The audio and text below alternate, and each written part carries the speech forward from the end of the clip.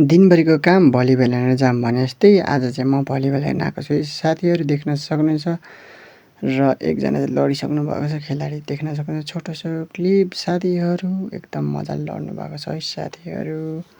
हमको मारो, हमको जिंदा मत छोड़ो सालो। हम कोई मंदिर का घंटा है कि कोई भी आके बजा जाता है। र उत्सव मनाउँदै र यसै गरी देख्न सक्नुहुन्छ साथीहरू खेलाडी मित्रहरूलाई। र उहाँले फेरि पनि बल चाहिँ बलिङ गरिसक्नु भएको छ र देख्न सक्नुहुन्छ साथीहरू 7 नम्बरको छोटो राम्रो स्पाइट रहेको छ र राम्रो स्पाइटले पोइन्ट पनि ल्याएको छ साथीहरू। बल आउट हुन पुगेको छ साथीहरू अनि बल रिटर्न आइसकेको छ अनि फेरि पनि उहाँहरूकै पोइन्ट आइसकेको छ साथीहरू।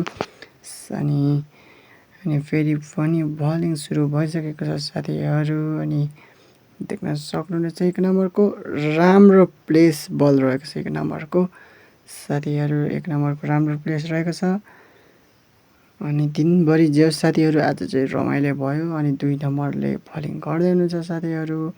कुन ठाउँको होला भनेर कमेन्ट गर्नु होला है साथीहरू। यहाँ 5 नम्बरको राम्रो सर्ट रहेको थियो, उठिसकेको थियो र पनि फेरि पनि 5 नम्बरले हानेर चाहिँ नेट टच गरेर चाहिँ पोइन्ट गइसकेको छ साथीहरू। देख्न सक्नुहुन्छ साथीहरू। अहिले भने बलिङ गर्दै 2 नम्बर जर्सी साथीहरू ल देख्न सक्नुहुन्छ र 2 नम्बरले भली गरिसकेका छन् र फेरि पनि के हाल्न नि त र साथीहरू। सर्ट चाहिँ कसैले पनि हानेको छैन साथीहरू देख्न सक्नुहुन्छ। योचोटि कसले बाजी मार्ला त साथीहरू देख्न सक्नुहुन्छ र उत्कृष्ट राम्रो बल गइरहेको छ साथीहरू देख्न सक्नुहुन्छ साथीहरू। कसैले पनि हान्नु भएको छैन सर्ट र साथीहरू यस्तै छ ल हेर्न सक्नुहुन्छ ल साथीहरू। ल है त हेर्नुहोस् त ल ओहो सर्ट हान्नु भएको थियो, आउट हान्नुभयो अनि त्यस पछाडि हाम्रो आयोजक बी भर्सेस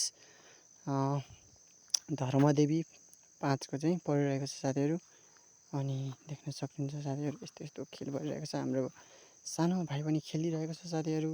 यस्तै छ साथीहरू अनि आयोजक बी मैले चाहिँ भनिगएँ साथीहरू अनि अर्को चाहिँ धर्मदेवी नगरपालिका 5 का खेलाडी साथीहरूलाई देख्न सक्नुहुन्छ साथीहरू। ल राम्रो सर्ट रहेको थियो र साथीहरू यस्तै छ साथीहरू। ल गाउँघरतिर चाहिँ भलिबल सुरु भयो, को हेर्न आउनुभएको थियो त्यो पनि कमेन्ट गर्नु होला है ल साथीहरू। फटाफट कमेन्ट गरिदिनु होला।